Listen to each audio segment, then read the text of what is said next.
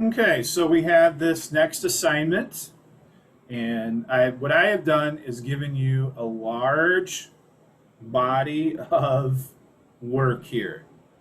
And I want you to skip around and just randomly practice. That's what this is about. 21 at the bottom um, on all pages is probably good to look at. Maybe look at the answer key. I'll do one of these. I'll probably do it on the first one and then see if you can answer the rest of these and see what you come up with at the bottom. But finding the X-Intercepts, hey, yes, this is stuff that I talked about in the first video, and I will probably do a particular column, the second column, and then let you in on the stuff on the bottom. So you do need to find the X-Intercepts and then build your factors from there and check for a common factor. Most of the time it's pretty simple. Again, you can use the Polysimul 2. You can use the online root finder. I like the Polysimul 2 better. Just make sure you have, when you go through on the mode, that you have real, chosen, and 2. 2 and real. The rest doesn't really matter. I guess a fraction would be nice because we need the fraction. I haven't said that. If you do need to, when it can be written as a fraction, write it in fraction form because it's built on the fraction, not the decimal. Okay, so this, we don't need 2.5, we need 5/2, so you need to hit that that 2frac command. There's my wonderful advertisement again. Okay, so I'll go down the line here and do quite a few. So negative 11 and 5 on this next one, making this x plus 11 times x minus 5. Notice no common factor again. I just do a front end check. Negative 1/3 and negative 1. So let's put this one in. 3, 4, and 1. And then when you solve, so if you get that decimal like that, this little key on the end, we'll take it. You need the fraction. You need the fraction. The online tool will give you the fraction. You cannot use the decimal version here. So if those decimals won't convert, we'll come to one of those, then you're done. It's a prime. So what's this factoring? 3x, denominator times x, plus 1, x plus 1. And then 3x times x is 3x squared. Next one, I want to do these ones that don't work so that you recognize this when it happens. No real roots. Okay, so this is prime, meaning there's no way to factor that. Next one, 1/7 and negative 2. So that's 7x minus 1, x plus 2.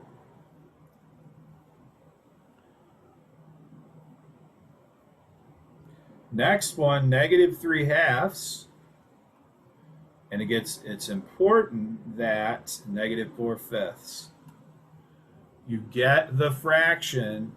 Let me do this one. 10, 23, and 12. There's the two fractions. It's important that you write those down. So that's going to be 2x plus 3 and 5x plus 4. Again, a FOIL check would be nice. 10x squared, 8x, outer 2, 15x, middle 2. That's 23x, and then 3 times 4, 12. 17, when you do this, you are going to get something that doesn't work. But there's, so you see these long decimals that won't convert. So this is really prime. There's a common factor you can take out, but that's not really I would accept prime. So negative 9.6, da da da da da, negative 2.4, da da da da da. Yeah, so those are irrational. So that's this part. We're right here. You need to know every time, where are you? This is no real roots right here. I should have wrote that underneath that. You can write that, no real roots underneath that. We're right here right now, though. Most of the time, we're right here. Okay, next one. We have 2 and 9. Be careful that you check for a common factor. X times x, I do it with the front end check. X times x is not 2x squared. It's x squared. There must be a common factor of 2. I know I did this right. I entered it in. You can tell by looking too. I know there's a common factor of 2 here. I know there's a common factor of 2 here. It's the largest number that goes into all. So you can do it from the beginning if you want. Negative 3 and 2. Make sure you put the opposite sign, or else it will be wrong. And then this is negative 1/2 and negative 1.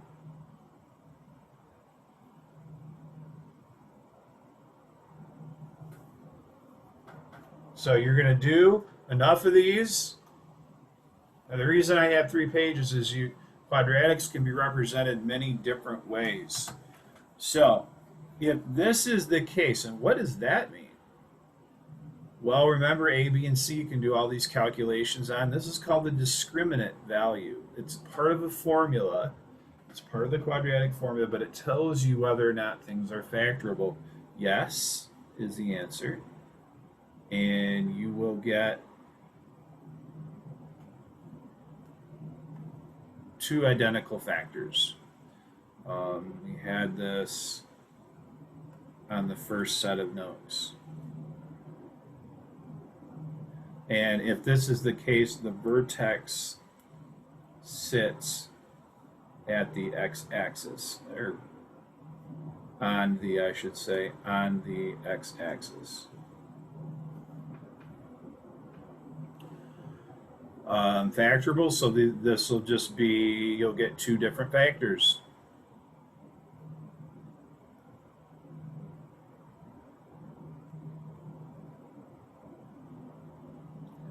Both of these will be prime.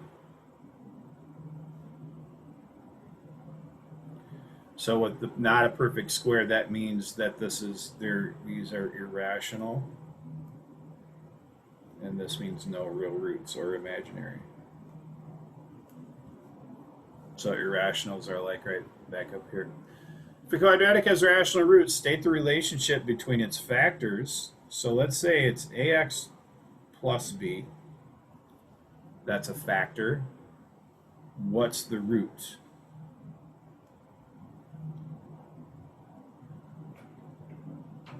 Negative b over a. So remember, no matter what, denominator times x and opposite of the numerator. Put all negatives with the numerator. That works all the time. That's the rule. Okay. What if c is 0? I'm sorry, b is 0. So on these, you have, again, I'm going to do the right-hand column. The second entry is 0.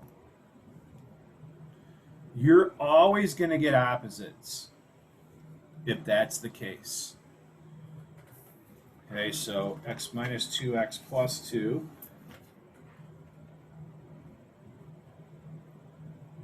And a common factor of 2. You can tell, I'm sorry, common factor of 3. You can tell that right away. Look for the common factor. Next one, negative 4 and 4. Or you can wait till the end to do the check. And I see 5. Now I'm going to tell you, I'm going to warn you against this. Kids always say, oh, it's that first number. No, not always. Is there a case on this page where I can show you that? No. Unfortunately not. But there is, so this is the first assignment. See right here? See how 4 and then the 2? It's you got to follow the rules. That's not always the case. On this page it is, but it is not always the case. Okay, so 7 and -7. So x plus 7, x minus 7. The order doesn't matter, and 3 is a common factor. So you can put x minus 7 first. 6 and -6. And the common factor is 2. Next one, -11 and 11. Common factor is 2, x plus 11, x minus 11. You get the idea. And do as many of these as you think you need to. So 3, x plus 5, x minus 5. And don't always assume it's factorable. You need to run it through. Because what if you got something again that's not right? So this will be 3, x plus 8, x minus 8. So just because it is in this form doesn't mean it's factorable. I'll give you an example here in a minute, after I run through this. So this is -9 and 9. The common factor is going to be 2. This is -1 and 1. The common factor is going to be 4. So just because it is in that form doesn't mean it's factorable. So can I come up with an example? Sure.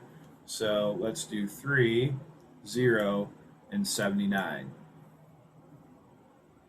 Okay, so you do need to check it out and not just assume. Okay, so you got to give an example of each of these now. I'm not going to do this, I'm going to let you do it. So go back to what I wrote down here and just look at the your problems to try to find one of these and write it down. Interesting question on 22. My hint is you need to use technology. There's the formula way too. All right, third one, last one. So here is where C is 0. And when this is the case, one of your X-intercepts will be 0. Guaranteed. So what does that mean? That means you have an X in front. And then don't forget to check for common factor here. So 4 is common factor. I probably shouldn't be doing all the second column, because that's where I put most of the common factors.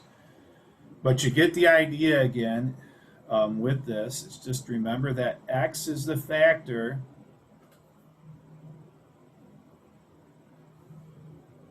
when 0 is an X-intercept here. So 0 and 16. So X times X minus 16. Now if you left it that way without the 2 in front, it's going to be wrong. You need to check for a common factor. 0 and 36. And don't write, x minus 0 or x plus 0. That's just really annoying to me. 0 and 1, so x times x minus 1, and then common factor of 11. Finally, we get one where the common factor is not that number in front. So 0 and -1/25. So x and then 25x plus 1. Now I will say this, the negative is never in front of the x, the way I teach this. So don't ever put a negative in front of any x term on any factoring that you do. Is it possible that that could happen and the factoring could be right? Because there are other ways to generate a factoring, yes, but don't do that.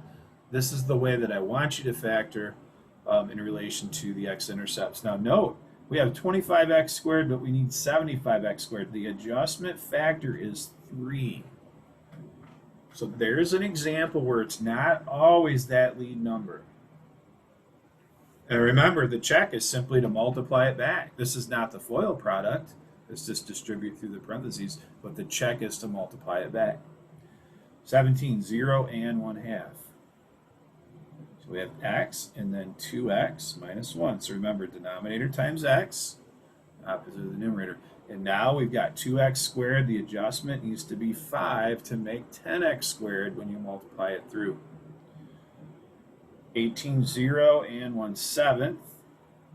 So you are running this through every time to get these x-intercepts. So 7x squared, we need a 2 in front.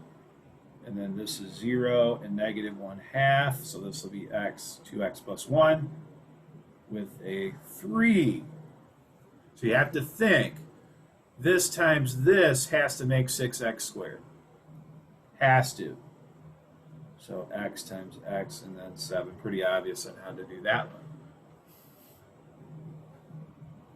Okay, you can just run these through and you're just going to tell me whether they're factorable or not. 2 of them are, 2 of them aren't.